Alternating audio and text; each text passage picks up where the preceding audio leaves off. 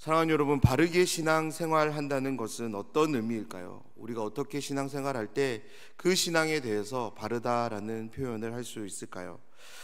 여러 가지 많은 것들을 이야기할 수 있지만 저는 가장 먼저 우리의 삶의 주인을 하나님으로 인정하는 사람, 그 사람은 바르게 신앙생활 하는 사람이라고 말씀드리고 싶습니다. 다시 말해서 우리 마음의 중심의 자리에 내가 아니라 하나님을 모시고 살아가는 사람, 그 사람은 신앙생활을 바르게 할 수 있습니다.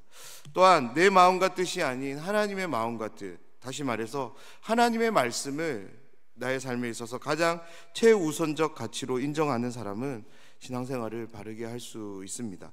저는 이 두 가지가 바른 신앙생활하는 데 있어서 가장 중요한 요소라고 생각하는데요. 하지만 이 두 가지 요소의 주인공이 하나님이 아닌 나 자신이 될 때 내 삶의 주인이 내가 되고 다시 말해서 내 마음의 중심에 내가 앉습니다. 하나님의 말씀보다 내 마음과 내 생각을 더 높은 가치, 최우선 순위로 그렇게 여기게 된다면 우리는 바르게 신앙생활하지 않는 것이 아니라 그 삶에 대해서 우리는 우상숭배라는 말을 사용합니다. 오늘 말씀에 우상숭배에 대한 이야기는 나오지 않습니다. 그런데요, 오늘 이야기의 주인공이 되는 시드기야 왕과 바술 그리고 스바냐의 말과 행동을 통해서 우리는 우상숭배자들이 보이는 그런 모습들을 살펴볼 수 있는데요, 오늘 말씀을 통하여 우상숭배자들이 만들어내는 그 모습이 어떠한 모습인지를 확인하여 우상숭배는 어떤 모양으로든지 우리의 삶에, 우리의 신앙에 자리 잡지 못하도록 늘 깨어 신앙생활하는 그런 하나님의 신실한 자녀들이 되시기를 간절히 소원합니다. 오늘 말씀의 배경을 잠시 소개해드리면, 오늘 말씀에 보면 이제 유다 왕으로 시드기야 왕이 소개됩니다. 시드기야 왕 당시 가장 강력한 두 제국이 있었는데 그것은 이제 북쪽으로는 이제 바벨론이라는 제국이었고 남쪽으로는 이제 애굽이었습니다. 애굽은 고대로부터 강국이었지만 이 당시 바벨론 제국과는 이제 맞설 정도는 아니었죠. 이런 국제 정세 속에서 시드기야 왕은 그리고 유다 왕국은 두 나라 중 어느 나라에 속할지를 결정해야만 했습니다. 그때 시드기야 왕과 유다 왕국은 애굽을 이제 선택했고 그 애굽과 화친을 맺으며 이제 반바벨론 정책을 이제 펼쳤습니다. 시드기야는 이제 21살에 이제 왕이 되는 것을 우리는 보게 되는데요, 애굽의 도움을 받아서 계속적으로 이제 공격해오는 그 바벨론의 공격으로부터 몇 번의 위기를 이제 모면합니다. 그런데 이제 그가 재위했던 이제 9년 이제 다시 바벨론의 공격이 시작되는데 이 공격이 이제 2년 동안 이제 진행되었음을 우리는 성경을 통해서 보게 됩니다. 이 공격을 통해서 유다는 이제 바벨론에 의해 완전히 이제 멸망을 당하게 됩니다. 오늘 말씀의 이제 배경은 바벨론의 2차 침공, 다시 말해서 시드기야 왕이 재위한 지 9년째가 되던 그 해에 바벨론에 의해 이제 멸망당하기 전 그 상황을 배경으로 하고 있습니다. 1절 말씀입니다. 여호와께로부터 예레미야에게 말씀이 임하니라. 시드기야 왕이 말기야의 아들 바스울과 제사장 마아세의 아들 스바냐를 예레미야에게 보내니라. 애굽으로부터 도움을 계속적으로 요청했을 것입니다. 그런데 바벨론이라는 그 강력함 앞에서 애굽도 아무런 도움이 되지 못한 것이죠. 그때 시드기야가 이제 보인 행동이 무엇이냐면 예레미야에게 바스울과 스바냐 두 사람을 보냅니다.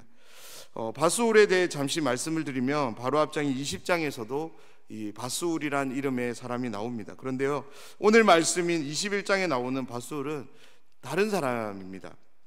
이 바스울이라는 이 이름은 이 당시에 이제 흔하게 사용된 이름이라고 해요. 왜냐하면 이 이름은 이제 애굽이랑 이제 상당한 이제 연관이 있는 이름이기 때문에 그런데요, 애굽에는 가나안 땅 못지않게 여러 많은 신들이 있었습니다. 그 신들 중에 가장 대중적으로 보편적으로 섬겼던 신이 무엇이냐면 호루스라는 신입니다. 한 번쯤 보신 적이 있을 거예요. 머리가 이제 새처럼 생긴 그 신인데 그 바스울은 이 호루스 신과 관련된 이름입니다. 바스울의 이름은 호루스의 목, 호루스의 아들이라는 의미입니다. 당시 유다 사회는 이 이름이 이제 흔하게 이제 사용되었다는 점을 볼 때 유다 민족이 보인 친애굽 정책은 단순하게 그냥 국교를 맺고 친분을 가진 것, 그 이상의 의미인 것을 우리는 확인할 수 있습니다. 다시 말해서 유다 민족은 가나안 신들과도 함께하며 또한 애굽 신들과도 함께하는 그런 삶을 살았던 거죠. 가나안 신들만이 아닌 애굽 신들. 그런데 이 애굽 신들은 어떤 신들이냐면 다름 아닌 하나님께서 이스라엘 민족을 구원하실 때 심판하셨던 신들이었다는 거죠. 다시 말해서 유다는 하나님이 심판하신 그 신들마저도 섬겼던 그 이제 우상 숭배의 이제 극치를 이제 보여주었던 것을 우리는 볼 수 있습니다. 철저하게 유다 민족은 하나님을 외면한 채 자신들의 이익이 된다면 그 우상들도 가지고 와서 섬겼던 거죠. 그런데 자신들을 지켜줄 그 애굽으로부터 신들로부터 도움이 오지 않자 그들이 보인 행동이 무엇이냐면 자신들이 철저히 외면하고 버려버린 하나님을 다시 찾는 것이죠. 사랑하는 여러분, 이렇게 하나님을 찾는 것은 믿음이 아닙니다. 절대 믿음이 될 수 없습니다. 그런데 시드기야 왕이 보낸 두 사람 밧솔과 스바냐가 예레미야에게 한 말을 보면 이것이 믿음이 아닌 것을 우리는 더 확인할 수 있는데 2절 말씀입니다. 바벨론의 느부갓네살 왕이 우리를 치니 청컨대 너는 우리를 위하여 여호와께 간구하라. 여호와께서 혹시 그의 모든 기적으로 우리를 도와 행하시면 그가 우리를 떠나리라 하니. 정말이지 그들은 하나님을 정말 도깨비 방망이처럼 이렇게 다루려고 하고 있는 것을 우리는 보게 됩니다. 두 사람의 말의 요지가 무엇입니까? 하나님께 기도하라입니다. 예레미야를 향해 그 기도를 명령하고 있는 거죠. 우리가 믿는 하나님은 살아계신 하나님입니다. 우리가 하는 말을 다 들으시고요, 우리가 하는 행동 전부를 다 보시는 하나님이십니다. 무엇보다 하나님은 우리의 마음속에 무엇이 있는지를 훤히 내다보시는 그런 하나님이십니다. 믿으십니까? 오늘 말씀의 현장인 밧솔과 스바냐 그리고 예레미야가 이야기를 나누고 있는 이 현장에 누가 함께 계셨냐면 바로 살아계신 하나님이 함께 계신 거죠. 그러면서 이 모든 이야기를 하나님이 듣고 계셨고 그들의 행동을 보고 계셨습니다. 더 나아가 하나님은 유다 민족이 지금까지 어떤 모습으로 하나님 앞에 행했는지를 그 정황들을 훤히 꿰뚫고 계셨던 것입니다. 그런 하나님을 향해 기도를 명하고 있으니까 하나님 보실 때 이 상황이 얼마나 황당해 보였을까요? 예레미야는 그 둘을 향해 왕에게 전할 말을 전하는데요, 하나님으로부터 도움을 기대하며 청했던 그들의 간구와는 달리 그들을 향해 되돌아온 것은 하나님의 도움이 아닌 철저하고도 엄중한 심판의 말씀이었습니다. 하나님은 그들을 향한 감정을 숨기지 않으시는데요, 예레미야를 향해 하나님은 자신의 감정을 이렇게 전합니다. 5절 말씀인데요, 내가 든 손과 강한 팔 곧 진노와 분노와 대노로 친히 너희를 칠 것이며. 5절에서 내가로 번역된 이 번역의 정확한 표현은 내 스스로라는 의미입니다. 다시 말해서 하나님은 유다를 향한 이 심판을 자기 스스로 행하겠다라고 이야기하고 있는 거죠. 다시 말해서 유다의 대적이 바벨론이 아니라 하나님이 되시겠다라고 말씀하고 계십니다. 하나님은 시드기야 왕에게 이렇게 말씀합니다. 진노와 분노와 대노로 친히 너희를 칠 것이다 라고 말씀합니다. 여기서 칠 것이다의 정확한 의미는 전쟁을 일으킬 것이다 라는 의미입니다. 저는 5절 말씀에서 진노, 분노, 대노 이 표현이 정말 놀랍게 다가오는데요, 왜냐하면 성경 어디에서도 하나님의 분노에 대해서 이렇게 자세하고 발전적으로 표현하는 곳이 없기 때문에 그렇습니다. 유다 민족의 죄악을 하나님께서 더 이상 두고 볼 수 없게 된 것입니다. 그들을 향한 하나님의 인내가 드디어 한계에 도달하게 된 것이죠. 하나님의 이러한 감정에 대해서도 예레미야는 삼중적인 표현으로 다시 기록하는데요, 7절 말씀에 보면 하나님께서 측은히 여기지 않으실 것이라고 말씀합니다. 긍휼히도 불쌍히도 여기지 않을 것이라고 말씀합니다. 다시 말해서 하나님께서 유다 민족을 향해 그 어떤 은혜도 내리지 않을 것이라고, 그 모든 은혜의 방편들을, 은혜의 통로들을 다 막으실 것이라고 하나님께서 말씀하십니다. 그렇다면 하나님은 왜 이토록 엄중하게 그리고 엄격하게 유다 민족에게 심판을 내리시는 걸까요? 우상 숭배를 통해 유다 민족은 우상처럼 되어버렸기 때문에 그렇습니다. 하나님께서 노를 바라셔도 그들은 그것을 진노로 생각하지 않습니다. 태평하게 여기고요, 그들을 향해 측은히 여김도 불쌍히 여김도 긍휼을 베풀지 않겠다는 그 선언 앞에서도 그들은 그것이 어떤 것인지 도무지 깨닫지 못한 그런 상태가 되었기 때문에 하나님은 이 심판을 내리실 수밖에 없게 된 것입니다. 눈이 있어도 보지 못하고 귀가 있어도 듣지 못하고 손과 발이 있어도 하나님을 향해 아무런 믿음의 반응을 하지 못하는 그들을 되돌리기 위해 준비한 하나님의 계획, 하나님의 방법이 바로 심판이었던 것입니다. 그런 점에서 지금 그들을 향하고 있는 이 하나님의 심판이야말로 그들이 붙잡아야 될 은혜였던 것입니다. 8절 말씀을 통해 하나님은 그들에게 생명의 길을 제시하는데요, 하나님께서 제시하시는 길은 그들이 절대 원하지 않는 그런 길이었습니다.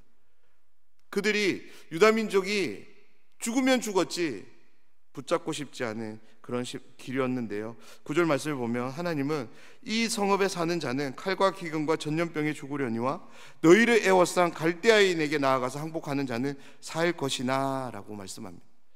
하나님이 유다민족에게 제시하는 생명의 길이 어떤 길입니까? 갈대아인에게 나아가서 항복하라는 길입니다. 여기서 갈대아인은 바로 바벨론을 의미합니다.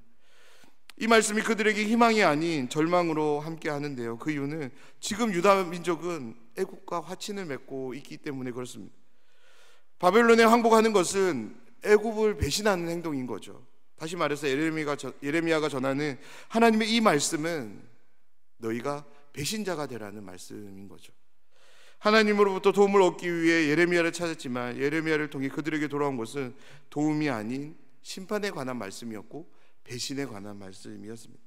사랑하는 여러분, 오늘 이 말씀을 통해서 우리가 정말로 하나님의 말씀을 믿는다면, 정말로 하나님의 말씀을 믿고 따르기를 결심했다면 하나님의 말씀에 전적인 신뢰를 보여야 합니다.